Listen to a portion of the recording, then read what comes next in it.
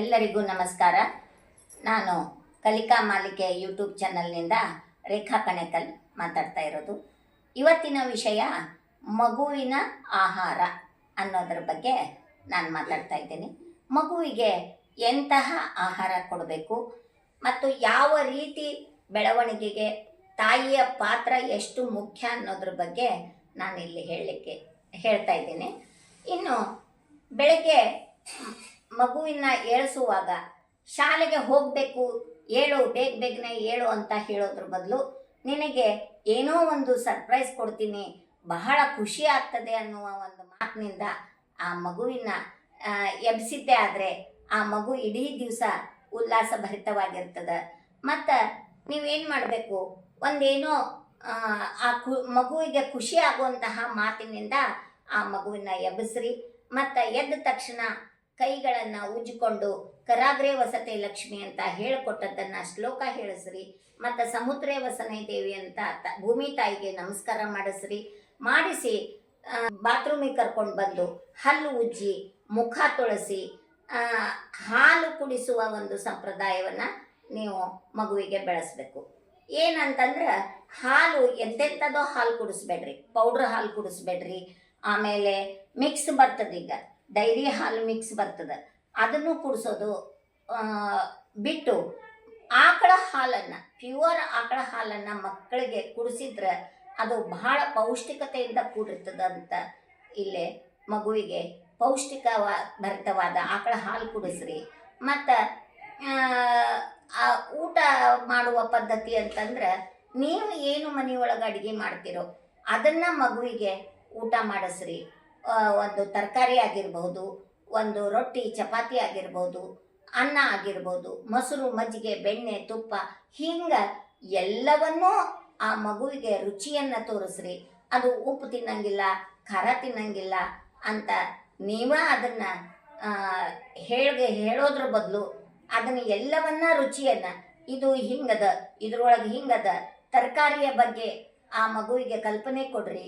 ಇದ್ರೊಳಗೆ ಈ ವಿಟಮಿನ್ ಸಿಗ್ತದೆ, ಪ್ರತಿಯೊಂದು ತರಕಾರಿ ಒಳಗೆ ಏನೇನು ವಿಟಮಿನ್ ಸಿಗ್ತದೆ ಅನ್ನೋದು ತಾಯಿ ಮಗುವಿಗೆ ಹೇಳಬೇಕು.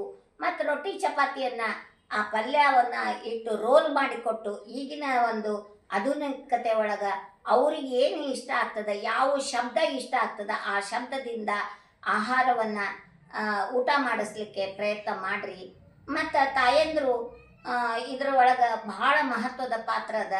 ತಾಯಂದ್ರೆ ಏನು ಮಾಡ್ತಾರೆ, ನಾವು ಈಗಿನ ದಿನದೊಳಗೆ ಭಾಳ ಕಡೆ ನೋಡೇವಿ ಅಂತಂದ್ರೆ ತಾಯಿ ಊಟ ಮಾಡಿಸ್ತಿರ್ತಾಳೆ, ಮಗು ಮೊಬೈಲ್ ನೋಡ್ತಿರ್ತದೆ. ಅದಕ್ಕೆ ದಯವಿಟ್ಟು ಆ ಪದ್ಧತಿಯನ್ನು ಹೋಗಲಾಡಿಸಿ ತಾಯಿ ತಟ್ಟೆಯಲ್ಲಿ ತುತ್ತು ಮಾಡಿ ಇಟ್ಟು ಇದನ್ನು ತುಪ್ಪ ಅನ್ನ ತಿನ್ನು, ತವಿ ಅನ್ನ ತಿನ್ನು, ಹಾಲು ಮೊಸರು ಅನ್ನ ತಿನ್ನು, ಸಾರು ಅನ್ನ ತಿನ್ನು, ಬಕ್ರಿ ಚಪಾತಿ ತಿನ್ನು ಅಂತಂದು ಆ ಮಗುವಿಗೆ ತಿಳಿಸಿ, ಇದು ಎತ್ತರ ಬೆಳಿತೀನಿ ನೀನು, ಆಟದೊಳಗೆ ಮುಂದೆ ಬರ್ತೀನಿ ನೀನು, ಅಭ್ಯಾಸದೊಳಗೆ ಮುಂದೆ ಬರ್ತೀನಿ ನೀನು ಅಂತ ಈ ರೀತಿ ಆ ಮಗುವಿಗೆ ತಿಳುವಳಿಕೆ ಕೊಡ್ತಾ ಊಟ ಮಾಡಿಸಿದ್ರೆ, ಮಗುವಿನ ಎದುರಿಗೆ ಕೂತ್ಕೊಂಡು ತಾಯಿ ಊಟ ಮಾಡಿಸಿದ್ದೆ ಆದರೆ, ಪ್ರೀತಿ ಪೂರ್ವಕವಾದ ಮಾತುಗಳಿಂದ ಊಟ ಮಾಡಿಸಿದ್ದೆ ಆದರೆ ಅದು ಸಾತ್ವಿಕ ಆಹಾರ ಅನ್ನಿಸಿ ಪ್ರೀತಿ ಭರಿತ ಊಟವನ್ನು ಅದು ಮಾಡಿದ್ರೆ ಅದರ ಬೆಳವಣಿಗೆ ಬಹಳ ಒಳ್ಳೆಯ ರೀತಿಯಿಂದ ಆಗ್ತದೆ. ಮತ್ತು ಬುದ್ಧಿ ಮಟ್ಟ ಚೆನ್ನಾಗಿ ಬೆಳೀತದೆ ಅಂತ ಇಲ್ಲಿ ಹೇಳಲಿಕ್ಕೆ ನಾನು ಬಯಸ್ತೇನೆ. ಇನ್ನು ಆ ಮಗು ಊಟ ಮಾಡುವ ಮಧ್ಯದೊಳಗೆ ನೀರನ್ನು ಕುಡಿಬಾರ್ದು. ನೀರು ಕುಡಿದ್ರೆ ಅದು ಜೀರ್ಣಕ್ರಿಯೆಗೆ ಸ್ವಲ್ಪ ತೊಂದರೆ ಆಗ್ತದೆ ಅಂತ ನಾನು ಕೇಳಲ್ಪಟ್ಟೇನೆ. ಅದಕ್ಕೆ ಊಟ ಮಾಡಿಸ್ತಾ ಒಂದು ತುತ್ತು ಊಟ ಮಾಡಿಸೋದು, ಮತ್ತೊಂದು ಸ್ವಲ್ಪ ನೀರು ಕುಡಿಸೋದು ಮಾಡ್ದೇನೆ ಪೂರ್ತಿಯಾಗಿ ಊಟ ಆದ ಅರ್ಧ ಗಂಟೆಯ ನಂತರ ಮಗುವಿಗೆ ನೀರನ್ನು ಕುಡಿಸ್ರಿ. ಸರಿಯಾಗಿ ಕೈ ಬಾಯಿ ಕಾಲು ಮುಖವನ್ನು ತೊಳೆಸಿ ಸ್ವಚ್ಛತೆಯನ್ನು ಮಗು ಕಾಪಾಡಿಕೊಳ್ಳುವಂಥ ತಾಯಿ ನೋಡಬೇಕು. ಮಗುವಿನ ಬೆಳವಣಿಗೆ ಒಳಗೆ ತಾಯಿಯ ಪಾತ್ರ ಬಹಳ ಮುಖ್ಯವಾಗಿದೆ. ಮನೆಯೊಳಗೆ ಆದಷ್ಟು ಯಾರ್ಯಾರು ಇರ್ತಾರ, ಅಜ್ಜಿ ತಾತ ಎಲ್ಲರಿಗೂ ಒಂದು ಪ್ರೀತಿಪೂರ್ವಕ ಸ್ನೇಹ ಸಂಬಂಧವನ್ನು ಆ ಮಗುವಿಗೆ ದೊರಕಿಸಿಕೊಡ್ರಿ ಅಂತ ಹೇಳ್ತಾ, ನಾನು ಮಗುವಿನ ಪ್ರಗತಿಯಲ್ಲಿ ತಾಯಿಯ ಪಾತ್ರ, ಆಹಾರದಲ್ಲಿ ತಾಯಿಯ ಪಾತ್ರ ಬಹಳ ಮುಖ್ಯ ಆದಂಥ ಇವತ್ತಿನ ವಿಡಿಯೋದಲ್ಲಿ ಹೇಳಲಿಕ್ಕತ್ತೇನೆ.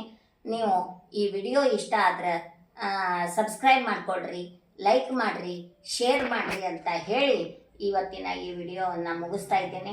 ಮುಂದೆ ಮಗು ಬೆಳವಣಿಗೆಗೆ ಇನ್ನೂ ಏನೇನು ಬೇಕು ಅನ್ನೋದ್ರ ಬಗ್ಗೆ ನಾನು ಬಹಳ ವಿಷಯಗಳನ್ನು ತಿಳಿಸ್ತೇನೆ.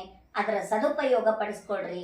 ಈ ಕಲಿಕಾ ಮಾಲಿಕೆಯನ್ನು ನೀವು ಎಲ್ಲರೂ ಇಷ್ಟಪಡ್ತೀರಿ ಅನ್ನೋ ಒಂದು ನಂಬಿಕೆಯಿಂದ ಇವತ್ತಿನ ವಿಡಿಯೋನ ಸಂಪೂರ್ಣಗೊಳಿಸ್ತಾ ಇದ್ದೀನಿ. ನಮಸ್ಕಾರ.